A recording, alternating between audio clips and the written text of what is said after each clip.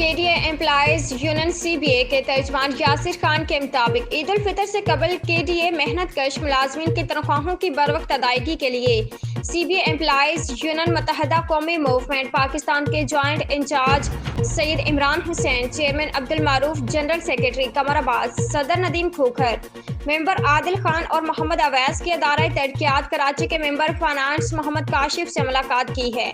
जबकि सैयद इमरान हुसैन व दीगर जिम्मेदारान ने रमजान मुबारक के बाबरकत महीने के पेश नज़र अदारा तरक्यात कराची के मेहनत कश मुलाजमीन की बरवक्त तनख्वाहों की अदायगी के हवाले से जोर दिया है।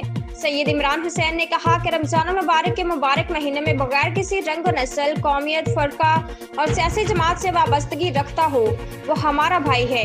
इंसानियत और मुसलमान होने की हैसियत से हमें भी दूसरे मुसलमान भाई के दुख, दर्द, तकलीफ और परेशानी में उनका साथ देना चाहिए। KDA के मेहनत कश मुलाजमीन के साथ शाना बशाना खड़े हैं।